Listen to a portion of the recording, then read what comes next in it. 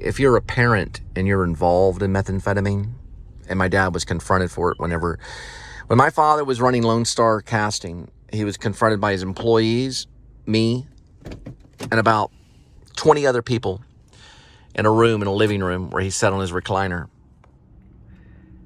And we talked to him about methamphetamine and about putting himself into a rehab. It was called an intervention. And the guys came from like Charter or something like that to intervene and to tell him that he had a problem. And later he would take me to Charter. You know what's funny about my father is my stepmom. She sure does move around really weird. You ever watch her? Like she's been inflicted by something? See, we didn't want my dad doing drugs because that leads to the danger of the family. So it had to be intervened among people. Probably connected to the church. They didn't want him to put his own family into danger. I've got a friend that's in undercover DEA. I won't release his name, but everybody knows who he is. He would know. Remember, we will find you and we will pull you out of bed. And if you don't come forward, then we'll take you right to the death chamber. I promise unto Jesus Christ. Is that the order? Yeah, I'm trying to make sure it's... Okay, you're trying to check it?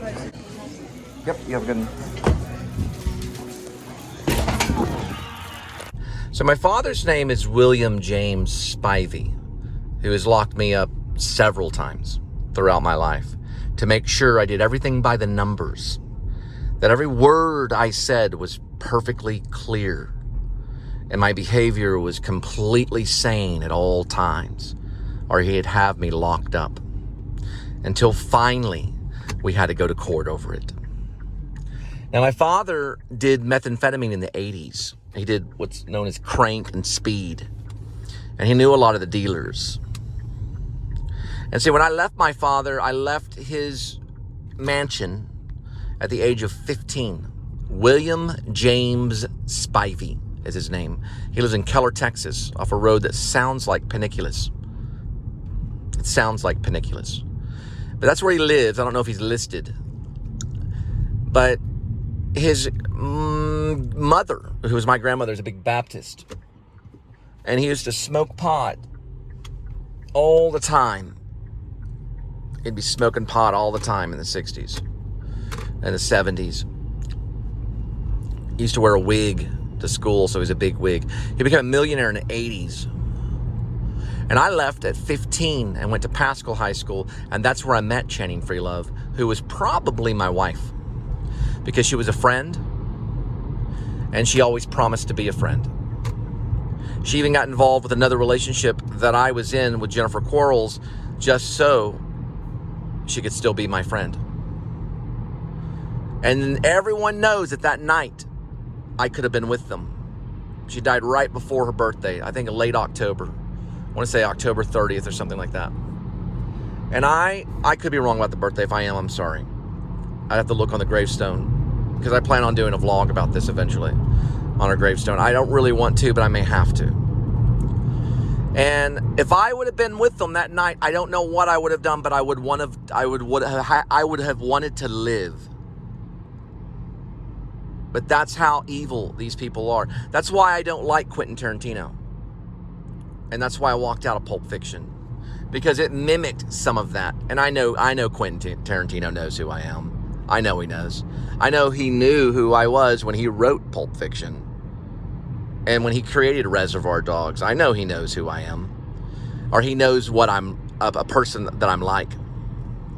Because he's written about it in Pulp Fiction. It was about drugs and execution on behalf of drugs, which Channing Freelove was executed by two black men because of drugs. Her head was blown off, her spine was severed, and Melanie, her best friend, two beautiful women from TCU, were both murdered. I think they were both on the soccer team and the basketball team, or soccer and basketball, and they were murdered. And I was dating her at the time. The only thing is I had rehearsals and all this stuff that was going at Texas Wesleyan. I didn't have time to run over to TCU campus all the time. Then when I got the news, I didn't believe it. And then it gets on Current Affair, and it gets on the local news. It gets in the newspaper and everything, and we all know. And my professors are coming up to me going, "You knew her?" And I said, "She was my girlfriend." I was calling her at the time. I told her to stop doing it. I said, "Can't you find a real job?" She said, "No, I have books I have to buy. I don't have time for a real job." That's what she told me. "I don't have time for a real job. I have books I have to buy." You know, she was a medical student. "I don't have time for a real job. I have to do this stuff so that I can, you know, get tuition." She was from a poverty-stricken family, or for at least she was from a family that was lower in, not poverty-stricken, but they were poverty-stricken to some, but they were probably a little under middle class. They were struggling to get her even into TCU. She didn't know how long she would even be able to do it, to get her medical degree. And I told her, I said, "Quit." Now, we were in her dorm room, and she got a page from a pager. Okay, she had this pager. I said, "Who was that?" Because I'm always that way. And she said, "That's my dealer." And then it came around conversation. She said, "It's a Mexican guy." That's what she told me. Some Mexican guy is what she said. Now, they knew when they looked in Channing Freelove's eyes that they couldn't control her. They knew that. The drug dealers did. But they didn't want to let her go. Not that way.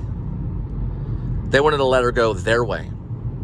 The cartel has learned to be cruel, but we have to learn to be more cruel if we're going to win the war. That's how we won the Revolutionary War. We employed Apaches to cut people up in little pieces and send them down the river to take over this country so the English would not, you know, succeed. The French helped too. So we cut up the English and sent them down the river so they would see them parts, you know, boom, boom, boom. We can do it that way if you don't want to, you know, if you don't want to come to Fort Worth and turn yourself in. We can do it the hard way. We have Apaches that can do that kind of stuff. I'm from the Apache Nation. We don't want to do it that way, but to win the war, because we're at war with Mexico, we're at war with the cartels. We can do that to you if we need to. The militia can. Because we can get street justice.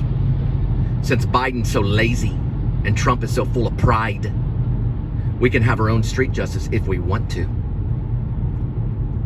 There's no rules at the border when it comes to war, is there? But we have a wall now that we need to complete.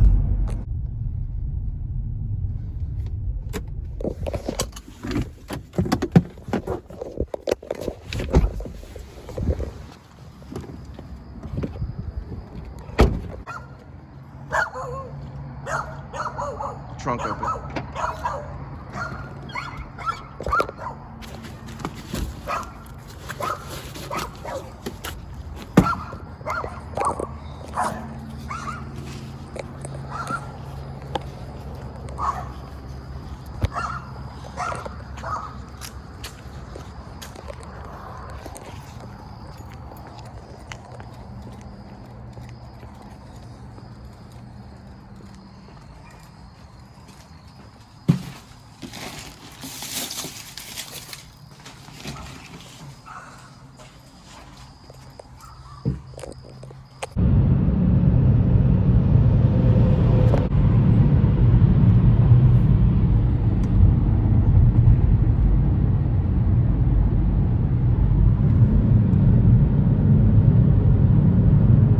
Now, I forgive you for killing her, killing Channing Freelove. I forgive you. But unfortunately, the state of Texas does not. That's how it works here. Just like if you aborted my child, I would forgive you, but the state of Texas will not. That's the way it works right now. We still have the lethal injection. You ever seen Dead Men Walking? You ever seen it with Sean Penn?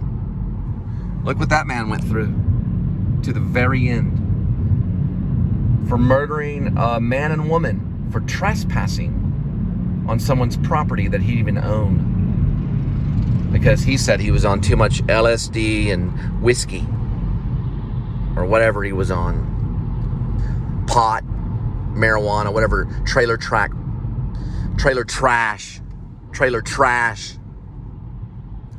Whatever trailer trash drug he was on.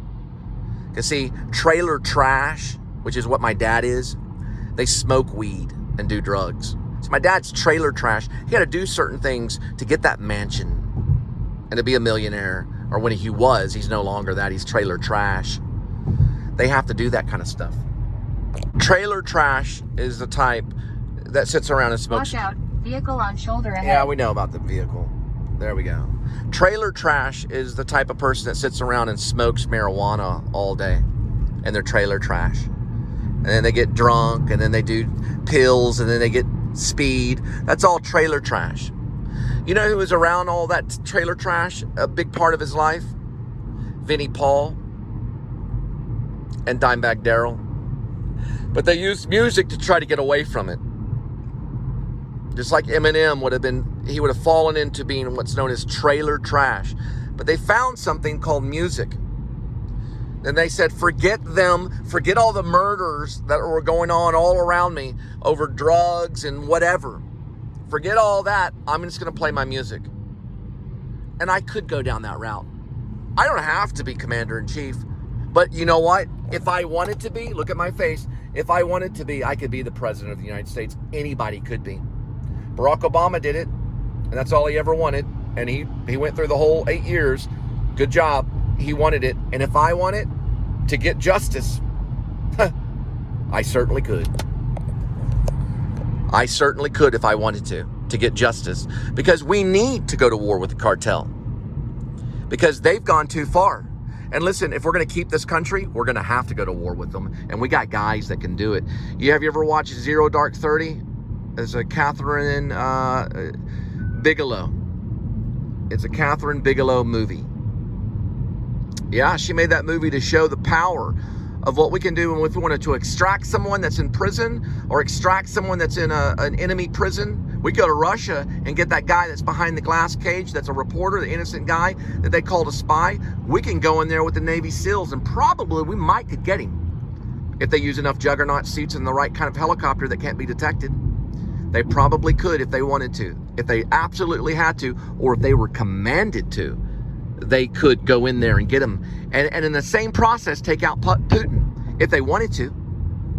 And the leader of China, if they wanted to, they could. And they know it. We can easily go to Mexico and find that bastard that did that to her and get him. Because that's a big crime. That's an evil crime that has not been justified yet. And it's a shame. It's a shame. It is a shame. I talked to Benicio del Toro for a few moments. He looked a little jittery. I just asked him about what he meant by putting it in your own words. We're here, Benicio. I hope you understand English. We can get revenge on anybody. We can get justice if we need it. We can stop the cartel if we work together. And you can have all the lights you want. All these people have these dashboards. Pretty soon we'll even have more cameras. People will walk into a store and they'll have cameras on them. They'll drive around with cameras filming them nonstop. They can afford to do it. This stuff can be digitized and put on a cloud. Let me tell you something. Anybody can sit there and have all the cameras they want. You know how we caught the guy that went in and killed those four college kids somewhere way out in the Northeast, you know? It was, anyway. He had a weird name, and they got him because of a photo.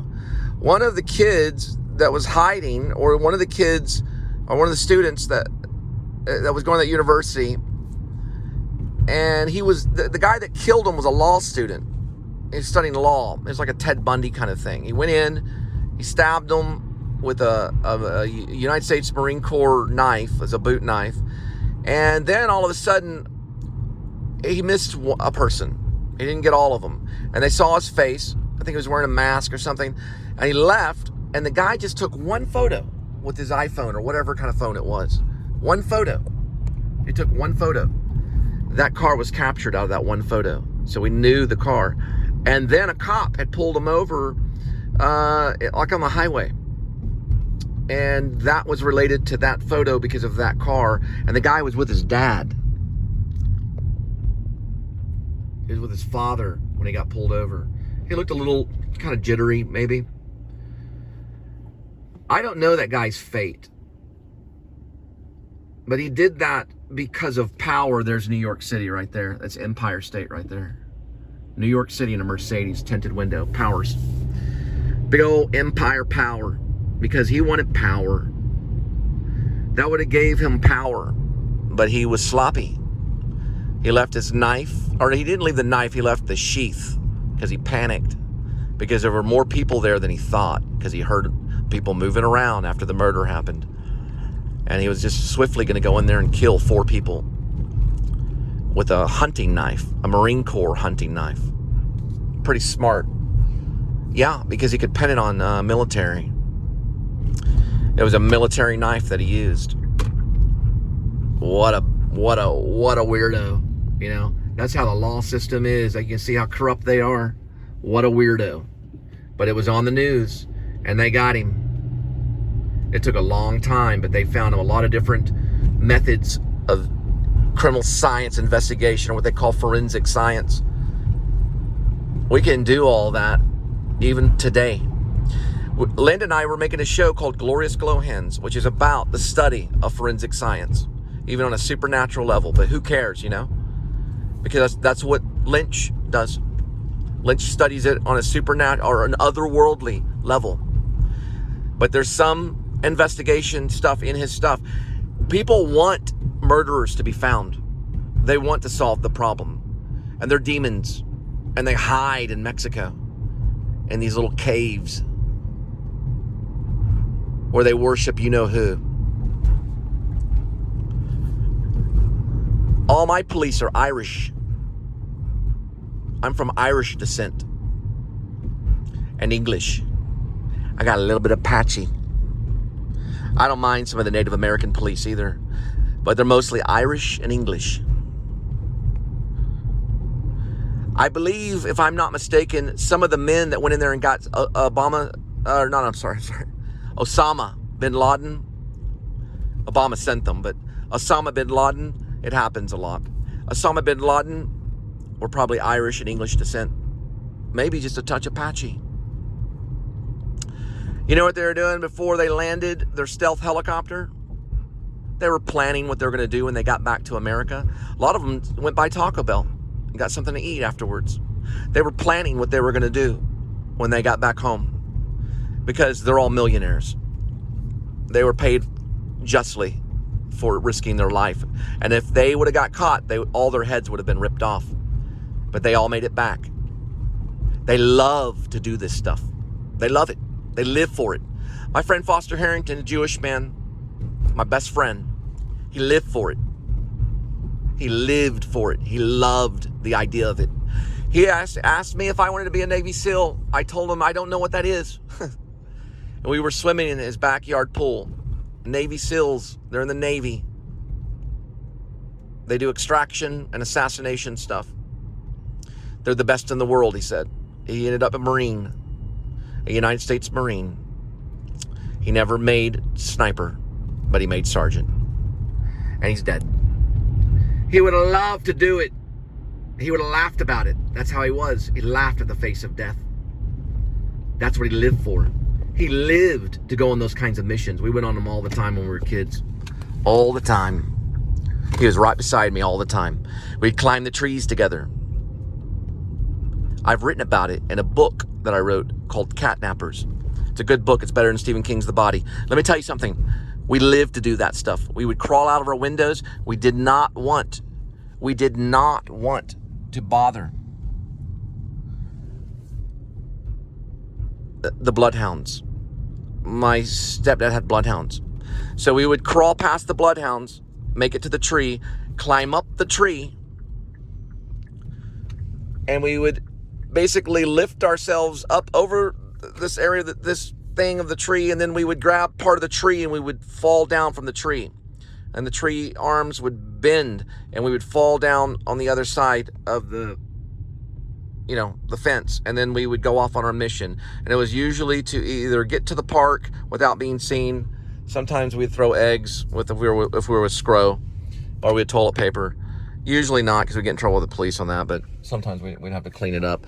But that's what we did. We did missions. We were practicing. We were practicing survival if we had to go out and do it. That's all we did. Every weekend we planned a mission. We wrote a map. We had a map. We drew a map out. He lived for this stuff. As a sniper, he couldn't call the direction. See that sign way down there? Is that 100 yards or 200 yards? He didn't have that kind of gift, talent of knowing exactly how to call a bomb strike. So they said, no, sniper, you can't be a sniper. You got to call an airstrike if you do that. What is that, 200 yards? You know, he couldn't really do that well. So they said, no, you can shoot fine, but you got to be able to call it that quick. So he had to be a sergeant instead. But that's still fine. I have no idea how he died. It was probably ordered by my father. I don't even know. My father was Special Intelligence Army. He would have been my backup all the way to the White House. Foster would have had medals. He can't wear medals as a dead man, but he would have if he would have survived whatever happened. He would have had medals, and he would have been my right-hand man all the way into the White House. But he's dead. Is Israel important? Israel's important. That's blue and white. Israel's very important. People call me a racist? Sure, they will. Do I celebrate multiculturalism? Every day I do. Have I been into a Jewish temple? Yes, I have. Did I go to Foster Harrington's brother's bar mitzvah? Jason's? Yes, I did. I went to Jason's. Jason's a little shaky, a little trembly at times, but I went to his bar mitzvah. I've been to bat mitzvahs too. In Fort Worth. Yes, I have. I used to go to Beth Yeshua. It's a Messianic Jewish temple. They're struggling, they're small, but they appreciate the Lord. Do I appreciate Israel? The answer is yes. Do we need to protect Israel? It's going to be difficult, but we have to do it. Brothers in arms. We're Christian brothers. We fought side by side in World War II. Don't forget, we died on the beaches of Normandy together. I am not against the Jewish nation. I've talked about it because Paul talked about it, because we need to be lenient on laws and be careful on who we're messing with. But we still have to love our brothers, just as we have to love our cousins. I've said bad things about my cousins because they have said bad things about me. Jesus Christ was a Jew, and he was also Yeshua, the Lord. We will get justice, but we have to be forgiving. We have to be forgiving, but we have to protect our children. They're all the way from Oklahoma, way out from Oklahoma. Travel okay. Fort Worth Locomotive Facility. It's not a hunting knife, the K-bar knife from the Marine Corps. No, it's a military knife that can go as a bayonet. But people could be hunted. He used it as a hunting knife to hunt those 4 people down and kill them, which is horrible. We don't know the whole facts of it, but these things ping. They ping off towers. And anyway, so they basically caught him, and he was a weirdo. They have some weird kind of messages that he had talked to other people about his pride. And he was very prideful in how he was and what he was going to become. And instead, he thought, well, you know what? I'm going to get away with a perfect murder. There is no perfect murder. There never will be. Hey, you ever watch Columbo? Peter Falk, best actor in the world. Columbo. Watch Columbo. Best actor in the world. No one is better than Peter Falk. Maybe Marlon Brando. That's it. Peter Falk, the best. Watch Columbo. They're all about solving the perfect murder. There is no such thing as a perfect murder. There never will be. The only one that would be a perfect murder is if someone got life insurance on somebody else and got lucky. But there's still no perfect murder. I hate life insurance. These big companies make you get life insurance. You go into a marriage and you marry. The bank made me get life insurance. Some of those tellers were never, some of those tellers that we worked with were almost killed by cartel. They said, give us the money. And the tellers were like, what do we do? What do we do? I never knew what I was going to do. I was a banker for 5 years, frontline banker, teller. These guys went behind the line of the teller, and there were Mexican guys that were hitting other Mexican guys and pistol whipped the teller, and everyone in the bank had to know about it. They took photos of these guys that would rob the banks. They'd be in masks and everything. These guys pistol whipped these other tellers that were Mexican. Cartel guys robbing banks. Maricela Bergstresser knows all about it. She's one of the district managers or one of the high-up managers, Hispanic lady. Maricela Bergstresser. Rodney Williams knows all about it. Fort Hood Bank. Drug money goes in there. I reported it. We reported stuff to the Secret Service. Listen, we reported the drug money. They'd come in wearing all green, smelling like marijuana.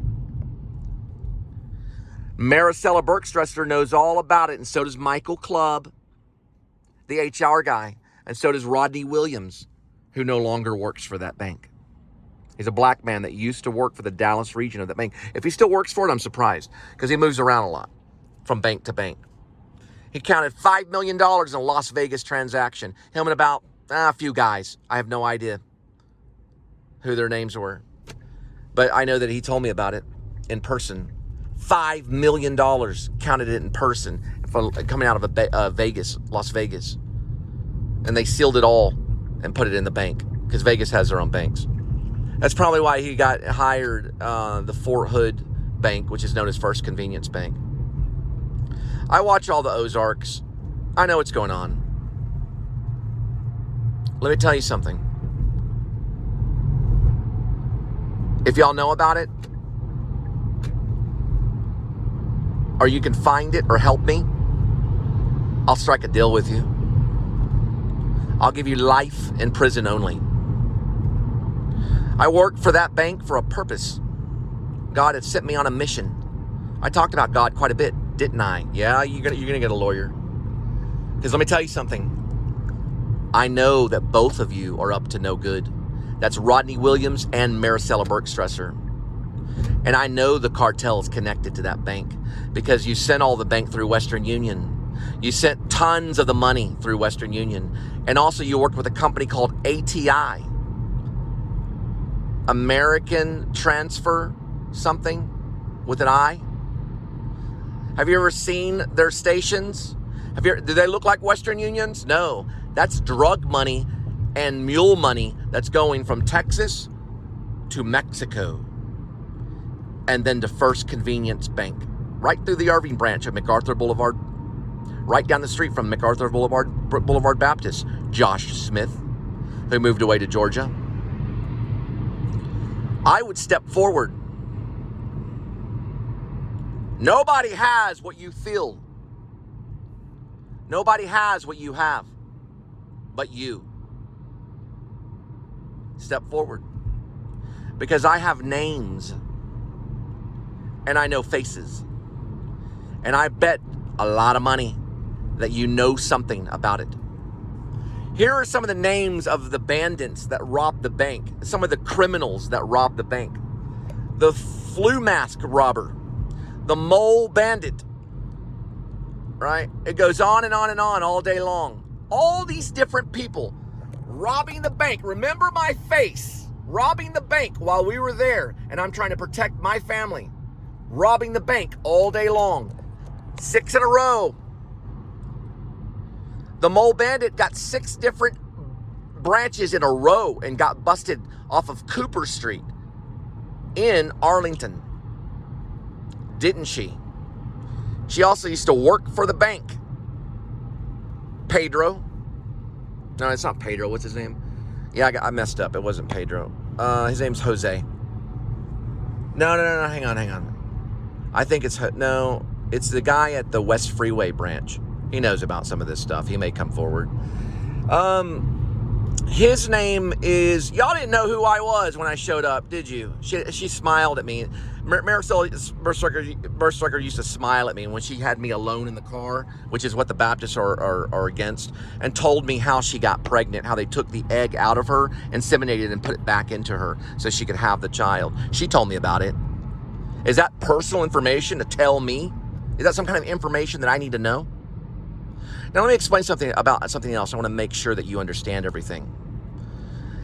His name is, Jose was one of the guys, but that's not the guy I'm trying to recall right now. He's at the West Freeway one, the Walmart's in the real ghetto area. Like something Pablo. His name's Pablo. Yeah, he would come forward. Pablo would come forward. The hunting knife guy pulled a knife on Maricela Berkstresser. That was a fake robbery. And he pulled the hunting knife on her. And Pablo knows about it. Just like he knows about the guy he paid off, the black guy that he paid off, T. He paid him off, didn't he? $600 went missing. I talked to T. He said, yes, I did a bad thing. Detective's on it. He was coming out of California. T was. Did you know that? He did a Whataburger commercial. He knows about it. We know about it. Y'all can come forward and we can lessen it. Maybe not a life in prison. Maybe we can lessen it and strike a deal. You're involved with the cartel, Maricela Berkstresser. We know this. And Michael Clubb will come forward and admit it. Because you have illegal money going through ATI, coming through the First Convenience Bank, sometimes up to $250,000 in one day. That's what me and another guy, it wasn't Ivan. I have trouble with his name. He has the wandering eye. It might be an Ivan. He has a wandering eye, meaning one of his eyes is lazy. And we counted up to $250,000, $250,000, and the back room at MacArthur Boulevard branch of First Convenience Bank. Most of it drug money that was brought in by armed guards. We know who you are, Maricela Berkstresser. We know who you are, Rodney Williams. Come forward. You will be questioned at Congress at my trial. You will be questioned. I will question both of you and investigate every move you make. It ain't going to be the FBI that does it. It's going to be a branch known as the TBI, similar to what Georgia has known as the Georgia Bureau of Investigation, Josh Smith. We know about the $5 million. The $5 million that went into MacArthur Boulevard Baptist Church for Andrea Smith and her cancer. We know about it, Josh. You can come forward from Georgia. We know why you ran and what happened with Ricky. We know. You will come forward. We know that there's something that's not going right with First Convenience Bank. And we're on it. We're going to have what's known as a TBI, a Texas Bureau of Investigation. I'm going to be behind creating that basically that group of people that's going to monitor the entire country. All 50 states will be monitored, including you first.